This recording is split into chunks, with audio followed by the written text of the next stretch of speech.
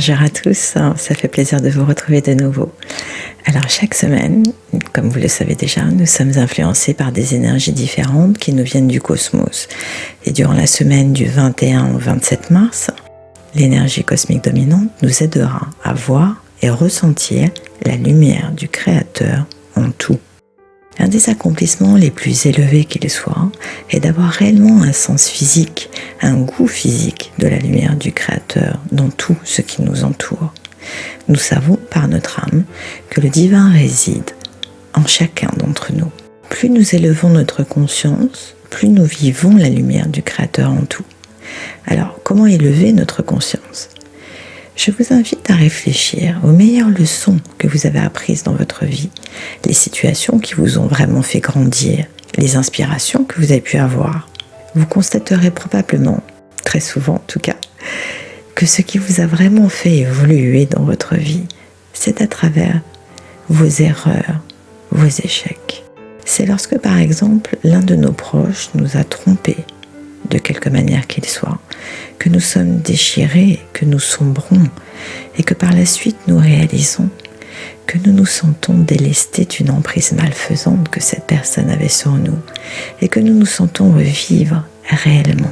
C'est lorsqu'il nous arrive de perdre un travail et que nous sommes désespérés, effrayés par ne plus parvenir à pourvoir aux besoins de nos enfants, de notre foyer et que par la suite nous avons une opportunité d'un super poste allant au-delà de toutes nos espérances et que nous nous sentons bénis.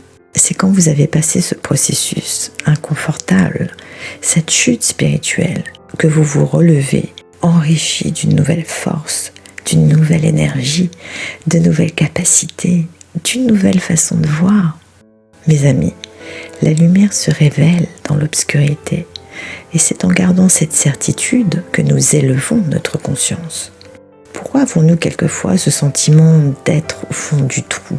Très souvent, la période qui précède une grande révélation de lumière est chargée de moments compliqués, difficiles, de grands chaos dans nos vies. Nous pouvons nous sentir un peu comme dans le creux de la vague. En fait, le désespoir vient avec un temps de grande élévation. C'est la réalité d'une croissance spirituelle. C'est en passant par ce type de processus, en constatant la distance parcourue, que nous pouvons reconnaître que la lumière du Créateur est partout. Car la lumière ne souhaite uniquement que de nous accompagner dans notre cheminement, dans notre évolution. Elle souhaite partager avec nous d'une façon inconditionnelle. Alors comment se préparer à recevoir toute cette lumière ? Pour être prêt à recevoir, il nous est indispensable de faire un travail de nettoyage en nous. Car connaître ce que l'on a à corriger en soi est le but ultime de nos efforts. C'est en travaillant sur nous que l'on devient de plus en plus pur et apte à voir et ressentir la lumière du Créateur en tout. Mes amis, au prochain changement, à la prochaine opportunité, je vous invite à voir la lumière dans ce que vous vivez, d'avoir cette certitude que du bien, du mieux va résulter de cette situation, de ce challenge, à un moment ou à un autre, en acceptant le processus de nettoyage. Comment contribuer alors à notre éveil ? Étudier une sagesse, quelle qu'elle soit, est une excellente chose pour notre éveil spirituel. Mais s'il n'y a pas de mise en pratique, d'action et travail fait sur nous, ça ne reste qu'une aventure intellectuelle, rien d'autre. C'est la pratique quotidienne de ce que nous étudions, de nos valeurs, qui nous fera grandir, et chuter, et grandir encore plus.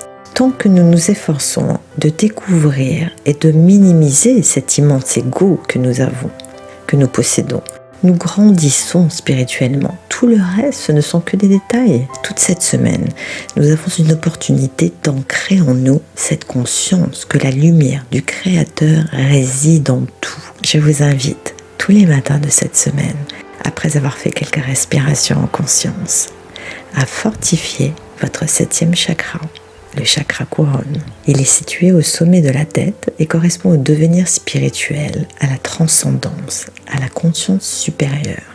Il porte une spiritualité réelle et pas simplement intellectuelle.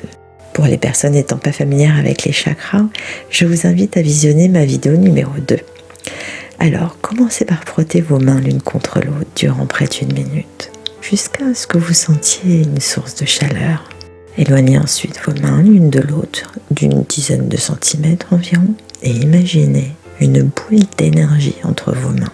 Mettez-y vos meilleures intentions, votre amour, votre gratitude, votre désir de ne voir que la lumière divine dans tout ce que vous vivez.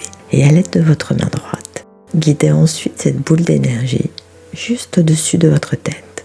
Faites cela durant le temps que vous souhaitez. Mes amis, le divin, c'est la liberté du cœur et de la conscience. Je terminerai par une citation de Albert Einstein. Le hasard, c'est Dieu qui se promène incognito. Merci pour votre écoute et si vous avez pensé à une personne pendant le visionnage de la vidéo, je vous invite à la lui transférer. Pensez également à la partager à vos proches.